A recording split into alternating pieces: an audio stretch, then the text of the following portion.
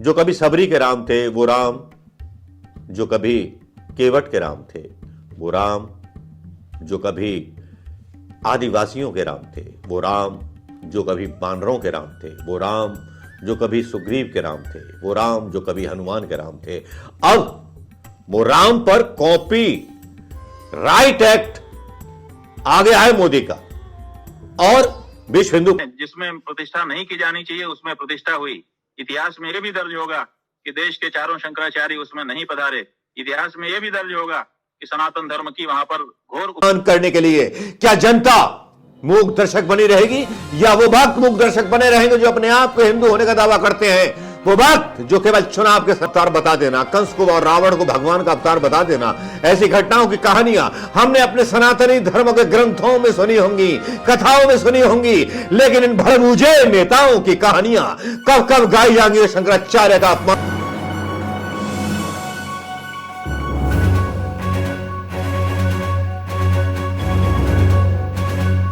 दोस्तों नमस्कार, मैं मनोज कुमार शर्मा। एक बार फिर शंकराचार्य ने जिस तरह से जूता मार बेइज्जती की है गोदी मीडिया की, वो मैं आपको बता नहीं सकता दोस्तों, क्योंकि आज इतनी बेइज्जती शायद मीडिया को किसी ने मुंह पे नहीं कहा होगा, और खास तौर पर मोदी के बारे में खुल्लम खुल्ला शंकराचार्य ने उड़ा दिया, और आज उड़ा दिया कई इंटरव्यूज में, और वो वीडियो वायरल हो रहे हैं। वो वीडियो आपने देखे हैं कि नहीं देखे, लेकिन उन वीडियो को एक साथ डालना भी मेरा फर्ज है, और उन खबरों का विश्लेषण करना भी मेरा फर्ज है। चलिए उन खबरों को भी विश्लेषण करेंगे और वो वीडियो भी यहां डालेंगे, लेकिन उससे पहले क्या हुआ? प्रधानमंत्री मोदी जी की जो एक साख थी वो खत्म होती जा रही है, और वो साख सनातन धर्म के उन शंकराचार्य की नजरों में गिर गई है जिन्होंने कभी मोदी के पक्ष में गुण गाए थे। चारों पीठ के शंकराचार्य कभी मोदी का साथ देते थे, आज चारों पीठ के शंकराचार्य क्यों नाराज हैं प्रधानमंत्री मोदी से? राम लला का जो मतलब जा रहे हैं यजमान बनकर के प्रधानमंत्री मोदी जी, और एक ऐसी घड़ी में राम लला का प्राण प्रतिष्ठा हो रही है जिसके बारे में शंकराचार्य कह चुके हैं भैया अशुभ हो जाएगा, अयोध्या का विनाश हो जाएगा, लेकिन प्रधानमंत्री है कि सुनने को तैयार नहीं है। उन्होंने चुनाव आयोग समझ रखा, उन्होंने न्यायपालिका समझ रखा है, उन्हें लग रहा है कि जो हमारे धर्म और सनातन धर्म की बातें हैं वो भी उन्हीं के अनुसार चलेगी। एक चंपक राय तो उनको विष्णु का अवतार बता देता है, एक मानव को विष्णु का अवतार बता देना, कंस को और रावण को भगवान का अवतार बता देना, ऐसी घटनाओं की कहानियां हमने अपने सनातनी धर्म के ग्रंथों में सुनी होंगी, कथाओं में सुनी होंगी, लेकिन इन भड़बूझे नेताओं की कहानियां कब कब गाई जाएंगी शंकराचार्य का अपमान करने के लिए? क्या जनता मूक दर्शक बनी रहेगी, या वो भक्त मूक दर्शक बने रहेंगे जो अपने आप को हिंदू होने का दावा करते हैं? वो भक्त जो केवल चुनाव के समय निकल के आते मेंढकों की तरह। लेकिन आज जिस तरह से सोशल मीडिया पर शंकराचार्य ने एक गोदी मीडिया के बड़े वाले भक्त पत्रकार की उतारी, वह वाकई में देखने सुनने लायक था। मैं सिलसिलेवार वीडियो डालता हूं। पहला वीडियो है शंकराचार्य का अवी मुक्तेश्वरानंद जी का। जी हां, ये सारे वीडियो उन्हीं से ताल्लुक रखते हैं। उनका दर्द, उनका मन किस तरह से उद्वेलित है, और जब इतिहास की बात करते हैं तो मीडिया पत्रकार जो है मोदी मोदी करने लगता है, तो किस तरह से डांटते हैं उसको, जरा सुनिए। का अवसर देते हैं उनको श्रेय नहीं जाएगा, नरेंद्र मोदी को देंगे उसी तरह से। अब तो हम तो सीक्वेंस में आ रहे हैं, लेकिन आपको तो धैर्य नहीं है, आपको तो नरेंद्र मोदी का केवल सुनना है, बाकी तो कुछ दिखाई ही नहीं देता। प्रश्न कर रहा हूं जो मौजूदा आज की मीडिया का यही नियम है कि उनको नरेंद्र मोदी की सिवाय कोई बात करो उनको सुनना ही नहीं है। राम जन्मभूमि का आप पूछते हैं किसको श्रेय जाएगा, हम एक सिलसिलेवार 500 साल से लेकर के बताते आ रहे हैं। अगर आप धीरज रखते तो नरेंद्र मोदी का भी नाम आता, लेकिन आपको धीरज ही नहीं है। मौजूदा समय में, क्योंकि आप नरसिम्हा राव जी का आपने जिक्र किया, तो मुझे लगा मौजूदा समय के जो भाई नरसिम्हा राव का हमने सीक्वेंस में नाम लिया, एक एक घटना के बाद हम नाम ले रहे हैं।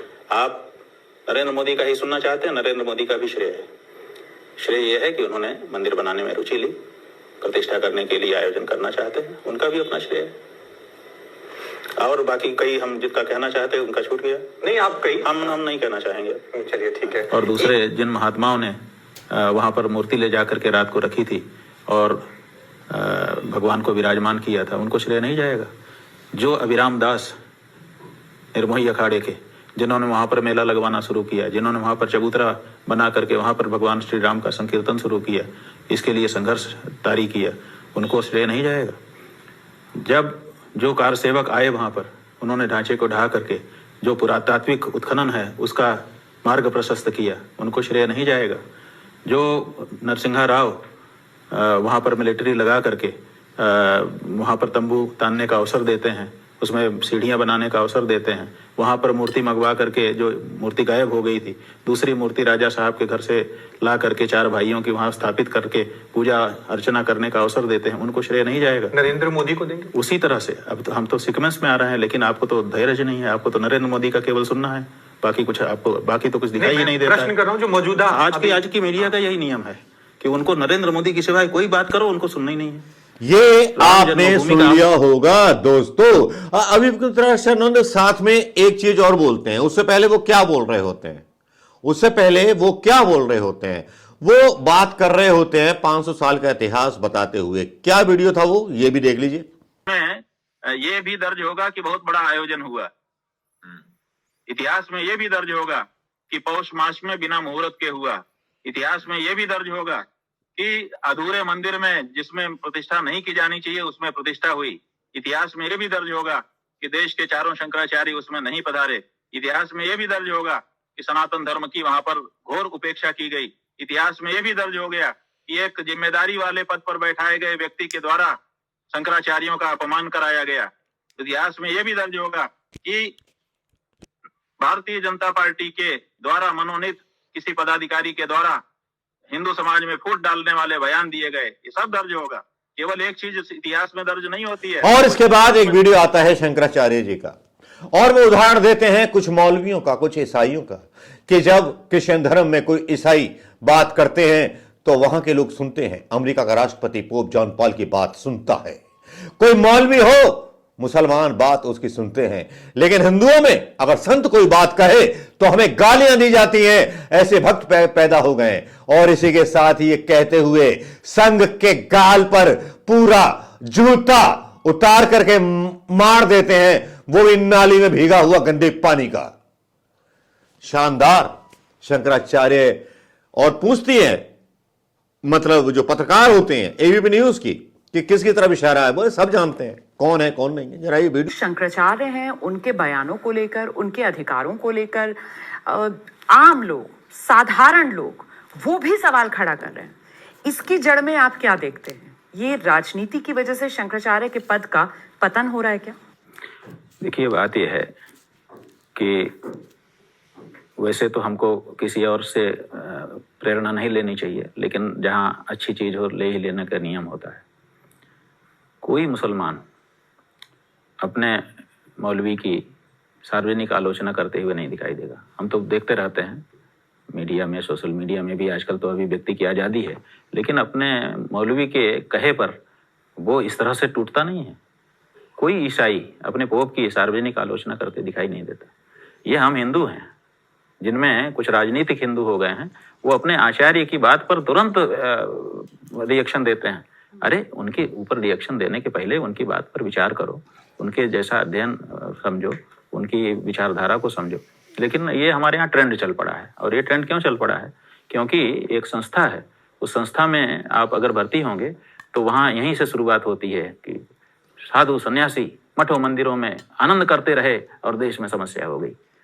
तो वो उस जगह पे पढ़ करके निकला हुआ जो व्यक्ति है, वो सन्यासियों के, शंकराचार्यों के, महंतों के विरुद्ध विचारधारा हो जाता है। किस तरफ इशारा है? उस संस्था का अब नाम इशारा की जरूरत नहीं है, सब जानते, पूरा देश जानता है इस बात को, क्योंकि अधिकतर लोग सांस्कृतिक संस्था का जिक्र कर रहे हैं आप। अब जो भी हो, लेकिन वहाँ यहीं से शुरुआत होती है। तो जिस गेरुआ कपड़े के प्रति हमारे देश में परंपरा से भक्ति भावना है कि इन्होंने सर्वस्व त्याग किया है, ये आदरणीय लोग हैं जो सदा समाज के लिए समर्पित रहते हैं, उस के लिए अनास्था भरी जाती है। और यही कारण है कि आज बहुत सारे हिंदू बस विचारते ही नहीं, पोस्ट पढ़ी और पढ़ कर तुरंत गालियां दे। तो हम मोदी विरोधी नहीं, हाँ, मोदी के द्वारा अगर कोई गलती होती है तो हम उसका विरोध करते हैं, डट करके करते हैं। जब उन्होंने काशी में मंदिर तोड़े, और मंदिर ही नहीं, 2-2 हजार साल, 1500 साल, 1-1 हजार साल पुरानी जो हमारी पूजित मूर्तियां थी उनको तोड़ करके मलबे में फेंका, तो हमसे नहीं देखा गया। हमने विरोध किया और डट करके किया, और आज भी करते हैं, और जब तक जीवित रहेंगे उस कार्य के लिए उनको हम गलत कहेंगे। तो वो हम कहते हैं कॉरिडोर बना, कॉरिडोर बना, दिव्यता, नहीं नहीं, आपको बहुत अच्छा बनाने के लिए हम 50 की हत्या कर दें? अच्छा, आप बताइए, एक मूर्ति की पूजा करने के लिए हम 10 मूर्ति तोड़ दें? एक मूर्ति का महात्म्य बढ़ाने के लिए? ये नियम नहीं है। आप सब मूर्तियों का महात्म्य आपको बढ़ाना चाहिए। आप एक मूर्ति के लिए 10 मूर्तियों को तोड़ करके कहेंगे कोई ने अच्छा काम किया, ये हम स्वीकार नहीं करते हैं। वो दृश्य हमने अपनी आंखों से देखे हैं कि हमारे देवताओं की मूर्तियां पड़ी हुई हैं, चारों तरफ छिटक रही हैं। ऐसा लग रहा है जैसे अभी अभी महाभारत हुआ है, किसी का गला कटा है, किसी का हाथ कटा है कहीं। वो दृश्य हमने देखा है, तो हमने विरोध किया है और हमने कहा कि ये गलत है, और जो गलत होता है उसके लिए हम कहते हैं और कहते रहेंगे। इसी के लिए हम इस जगह पर हैं। अगर हम ये ना कह सकें, सचिव वैद गुरु तीन जो प्रिय बोलहि भय आस, राज धर्म तन तीन कर होई बेगहि नाश। अगर हम सच नहीं बोलेंगे तो कौन बोलेगा? बहुत बहुत धन्यवाद। जगत गुरु शंकराचार्य एबीपी न्यूज पर। ये वीडियो आपने देख लिया होगा दोस्तों, हिंदुस्तानियों, मेरे देश के हिंदू मुस्लिम सिख ईसाइयों, लेकिन साथ में एक पोल और खोलते हैं अभी मुक्तेश्वरानंद, जो मोदी गलत कार्य करते हैं तो हम उसका विरोध करते हैं। काशी में, वाराणसी में इतनी सारी मूर्तियां तोड़ दी गई, हमने उसका भी विरोध किया। लेकिन दोस्तों, आज ये बात पता चल रही होगी सारे हिंदुओं को, और आपके रिश्तेदारों को पता नहीं है। और अगर आप सच्चे हिंदू हो और सच्चे शिव भक्त हो, सच्चे राम भक्त हो, तो ये वीडियो जरूर शंकराचार्य का मतलब शेयर कर दीजिएगा। संघ के हो तो मत करना, क्योंकि संघ तो केवल गालियां देना सिखाता है, क्योंकि शंकराचार्य बोले थे ना हमें गालियां दी जाती हैं, तो मत करना। लेकिन यह भी बात सुन लीजिए शंकराचार्य की, अगर आप धर्म को प्यार करते हैं तो किसी एक को धर्म गुरु तो मानना पड़ेगा। मुसलमान मानते हैं मौलवियों को, क्रिश्चियन मानते हैं pope John Paul Vatican city, और हिंदुओं में चारों शंकराचार्यों को मतलब साइड किया जा रहा है। और देखिए, सिखों में भी गुरुवाणी और अकाल तख्त, ये अमूर्त मतलब एक ऐसा सत्य है जिसको कोई झुटला नहीं सकता। लेकिन ये हिंदू जो नकली हिंदू हैं, जो संघी हिंदू हैं, उनके लिए शंकराचार्य कोई मायने नहीं रखता। ये भी देखा, वो भी देखा, सब कुछ जहान देखा।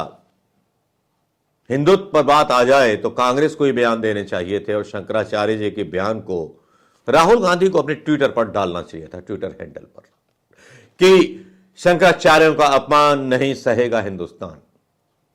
वैसे तो मणिपुर की यात्रा पर चल रहे हैं राहुल गांधी, उनको बहुत बहुत शुभकामनाएं, नई टीम के साथ कामयाबी हासिल करें। लेकिन शंकराचार्यों के बारे में दो बोल किसी नेता ने नहीं बोले। हालांकि कांग्रेसी नेता राम मंदिर पर दर्शन करने जरूर पहुंच गए रामलला के। वहां भी जो था कांग्रेसी एक झंडा लेकर घूम रहा था, कांग्रेस के पंजे वाला लेकर के, तो बीजेपी वालों ने आके बजा दिया। सरकार उनकी, सब कुछ उनका, तो बजा दिया भाई को, झंडा छीन लिया। तो लगता है वो राम जो कभी सबरी के राम थे, वो राम जो कभी केवट के राम थे, वो राम जो कभी आदिवासियों के राम थे, वो राम जो कभी बानरों के राम थे, वो राम जो कभी सुग्रीव के राम थे, वो राम जो कभी हनुमान के राम थे, अब वो राम पर कॉपी राइट एक्ट आ गया है मोदी का और विश्व हिंदू परिषद और संघ का। अब आप अपने विचार और अपने कथन और अपने कमेंट करना मत भूलिएगा। शंकराचार्य का जो अपमान हुआ है, अगर किसी और देश में हो जाता और फतवा जारी हो जाता, आपको याद होगा जब किसी ने इस्लामिक धर्म पर एक आपत्ति की थी तो फतवा जारी कर दिया गया था और उस पत्रकार की हत्या कर दी गई थी फ्रांस में, याद होगा। कम से कम हम कट्टरवादी और हत्या की सोच रखने वाले लोग नहीं हैं, लेकिन संघ के लोग और नकली हिंदू फतवा जारी करने में यकीन रखते हैं।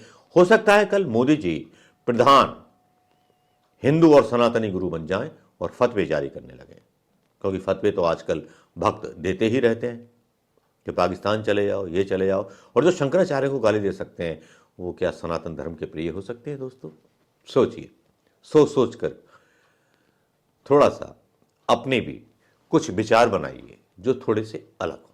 और जनता को जागृत कीजिए। नमस्कार, जय हिंद दोस्तों।